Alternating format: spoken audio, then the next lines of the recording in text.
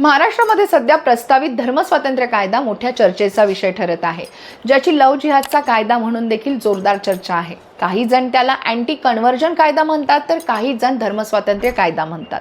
पण हा मुद्दा फक्त धर्मापुरता मर्यादित नाहीये, तर तो थेट राजकारण, समाजकारण, संविधान आणि वैयक्तिक स्वातंत्र्याशी निगडीत जोडलेला आहे.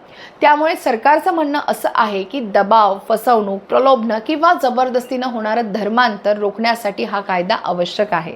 तर दुसऱ्या बाजूला विरोधकांचं म्हणणं असं आहे की अशा प्रकारच्या कायद्यामुळे आपल्या समाजामध्ये व्यक्तीच्या धार्मिक निवडीवरती अप्रत्यक्ष बंधन येऊ शकतं. शिवाय यामुळे तापलं जाणारं राजकारण तर महत्त्वाचा भाग आहे. म्हणूनच पुढचे काही दिवस तरी लव्ह जिहादचा हा कायदा महाराष्ट्रात चर्चेच्या केंद्रस्थानी असणार आहे. यावरतीच आज आपण समर्थन, विरोध, कायदेशीर बाबी आणि सामाजिक स्थिती, राजकीय परिस्थिती या अनुषंगाने विस्तृत चर्चा करणार आहोत. नमस्कार, मी सायली नलवडे कविटकर आणि आपण पाहताय विश्लेषण वाईब.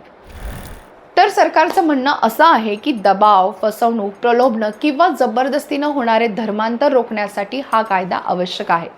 तर विरोधकांचं म्हणणं असं आहे की अशा प्रकारच्या कायद्यामुळे व्यक्तीच्या धार्मिक निवडीवरती अप्रत्यक्षरित्या बंधन येऊ शकतं. तर साध्या सरळ सोप्या भाषेत सांगायचं झालं तर या कायद्याच्या घोषणेचा मूळ उद्देश हा धर्मांतर पूर्णपणे थांबवणं नाहीये, तर बेकायदेशीर किंवा जबरदस्तीने होणारं धर्मांतर रोखणं आहे. या कायद्याला समर्थन देणाऱ्यांचं म्हणणं असं आहे की अनेक ठिकाणी आर्थिक मदत, विवाह, शिक्षण, सामाजिक दबाव किंवा खोटी आश्वासनं देऊन धर्मांतर हे घडवून आणल्याच्या तक्रारी समोर येत आहेत. त्यामुळे यासाठी स्पष्ट कायदेशीर चौकट असणं गरजेचं आहे. अशा प्रकारच्या कायद्यामध्ये सामान्यतः धर्म बदलण्यापूर्वी प्रशासनाला माहिती देणं, जबरदस्ती किंवा फसवणुकीद्वारे धर्मांतर केल्यास शिक्षा करणं, त्याचबरोबर ती महिला, अल्पवयीन किंवा अनुसूचित जाती जमातीच्या बाबतीत अधिक कठोर तरतुदी ठेवणं अशा गोष्टींचा समावेश असायला हवा किंवा तो समावेश असतो. महाराष्ट्रातील प्रस्तावित विधेयकातही काही अशा स्वरूपाचे मुद्दे अपेक्षित आहेत. जबरदस्ती, फसवणूक किंवा प्रलोभनाद्वारे धर्मांतराला बंदी, धर्मांतरापूर्वी प्रशासनाला माहिती देण्याची प्रक्रिया आणि त्याचबरोबर ती दोषी आढळल्यास दंड आणि कारावास आणि विवाहाच्या माध्यमातून होणाऱ्या धर्मांतराची चौकशी अशा तरतुदी या चर्चेत आहेत. वरकरणी हे सगळं संरक्षणात्मक वाटत असलं तरीही चर्चा खरी इथेच सुरू होते. कारण प्रश्न असा आहे की जबरदस्ती ठरवणार कोण, प्रलोभनाची व्याख्या काय असणार आणि व्यक्तीचा वैयक्तिक निर्णय आणि बाह्य प्रभाव यामधील सीमारेषा नेमकी कुठे आखायची.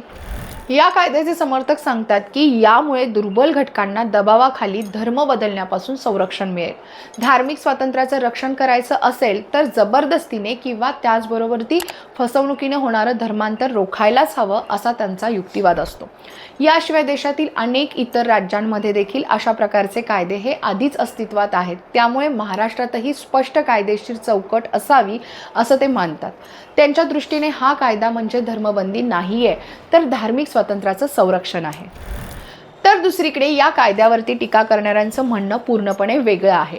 त्यांच्या मते अशा कायद्याचा वापर हा अनेकदा खऱ्या गुन्हेगारांपेक्षा वैयक्तिक निवड करणाऱ्या लोकांवरती जास्त होतो. विशेषतः यामध्ये आंतरजातीय विवाह, प्रेमसंबंध किंवा स्वतःच्या श्रद्धेनुसार घेतलेला धर्माबद्दलचा निर्णय यांच्याकडे संशयानं पाहिलं जाऊ शकतं. प्रशासनाला आधी माहिती देण्याची जी तरतूद ही देखील अनेकांच्या मते वैयक्तिक स्वातंत्र्यावरती अतिक्रमण करणारी ठरू शकते. कारण धर्म हा अत्यंत खाजगी आणि अंतर्मनाशी संबंधित विषय असताना देखील राज्याने त्यामध्ये कितपत हस्तक्षेप करावा हा मूलभूत प्रश्न निर्माण होतो. या निमित्ताने संविधानाच्या दृष्टीने पाहिलं तर हा विषय हा अत्यंत संवेदनशील आहे. भारतीय संविधानाच्या कलम 25 नुसार प्रत्येक नागरिकाला धर्म मांडण्याचा, आचरण करण्याचा आणि प्रसार करण्याचा अधिकार हा आहे. मात्र हा पूर्णपणे अधिकार हा अमर्याद नाही आहे, तर सार्वजनिक सुव्यवस्था, नैतिकता आणि त्याचबरोबर ती आरोग्य यासाठी राज्याला काही मर्यादित नियमन करण्याचा अधिकार आहे. म्हणूनच या कायद्याचे समर्थक म्हणतात की हा कायदा संविधानाच्या चौकटीत बसतो. पण विरोधकांचं म्हणणं असं आहे की नियमन आणि नियंत्रण यामधील रेषा अतिशय पुसट असते आणि अशा कायद्यामुळे व्यक्तीच्या स्वातंत्र्यावरती अप्रत्यक्षरित्या दबाव तयार होऊ शकतो. आतापर्यंत आपण दोन्ही बाजू पाहिल्या, त्याचबरोबर ती टेक्निकल ज्या कायद्याच्या नजरेतल्या बाजू आहेत त्याही पाहिल्या. आता वळूयात यातील राजकीय बाजूकडे. राजकीयदृष्ट्या हा विषय कमी महत्त्वाचा नाहीये. सत्ताधारी पक्ष या कायद्याला जबरदस्ती विरोधी आणि संरक्षणात्मक पाऊल म्हणून मांडतंय, तर दुसरीकडे विरोधक हे त्याकडे सामाजिक ध्रुवीकरण, धार्मिक संशय आणि त्याचबरोबर ती संविधानिक अधिकारांवरती बंधन या दृष्टिकोनातून पाहतायत. आपल्या महाराष्ट्रासारख्या विविधतेने भरलेल्या राज्यात हा मुद्दा लगेचच धार्मिक आणि सामाजिक आणि त्याचबरोबर ती निवडणूक राजकारणाशी जोडला जातो. त्यामुळे हा कायदा जो आहे तो फक्त आणि फक्त विधानसभेतला मुद्दा राहणारा नाहीये, तर तो समाजातील अनेक स्तरांवरती चर्चेचा आणि संघर्षाचा विषय हा ठरू शकतो, हे विसरता कामा नये. याशिवाय यावरून होणारं राजकारण हे महाराष्ट्राचं समाजमन ढळून काढणारं नक्कीच असेल. देशातील अनेक राज्यांमध्ये धर्मांतर विरोधी कायदे हे आधीपासूनच अस्तित्वात आहेत, पण प्रत्येक राज्याची सामाजिक आणि राजकीय पार्श्वभूमी ही वेगळी आहे. त्यामुळे महाराष्ट्रात असा कायदा तयार करताना इतर राज्यातील मॉडेल हे जसंच्या तसं लागू करणं योग्य ठरणारं नाहीये. आपल्या महाराष्ट्राची सामाजिकदृष्ट्या जी रचना आहे, पुरोगामी परंपरा, बहुसांस्कृतिक स्वरूप आणि त्याचबरोबर ती संविधानिक मूल्यांची जाणीव लक्षात घेऊन अधिक संतुलित आणि स्पष्ट कायदेशीर चौकट असणं आवश्यक असणार आहे. शेवटी पाहिलं तर धर्मस्वातंत्र्य कायदा हा केवळ धर्माचा मुद्दा नाहीये, तो वैयक्तिक स्वातंत्र्य, सामाजिक संतुलन, कायदेशीर स्पष्टता आणि संविधानिक मर्यादा यांचा संगम आहे.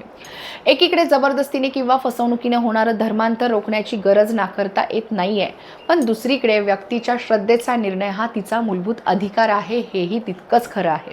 त्यामुळे महाराष्ट्रात असा कायदा करायचा असेल तर तो भावना आणि राजकारणाच्या आधारे नव्हे, तर स्पष्ट व्याख्या, संतुलित तरतुदी आणि संविधानिक जबाबदारी या तीनही गोष्टी लक्षात घेऊन करावा लागणार आहे. कारण शेवटी प्रश्न हा कायदा असावा की नसावा एवढाच नाहीये, तर तो कायदा किती न्याय्य, किती स्पष्ट आणि किती संतुलित असणार आहे हाच खरा केंद्रबिंदू आहे. तुम्हाला काय वाटतं? महाराष्ट्रात लव्ह जिहादचा कायदा असावा का? महाराष्ट्रात खरंच फसवून धर्मांतर होत आहेत का? की धर्मांतराचा हा कायदा संविधानिक अधिकारांवरती गदा आणणारा आहे? तुम्ही तुमची मतं ही कमेंट बॉक्समध्ये नक्की नोंदवा आणि असेच विश्लेषणात्मक व्हिडिओज पाहण्यासाठी विश्लेषण वाईबला नक्की सबस्क्राईब करा. जय महाराष्ट्र.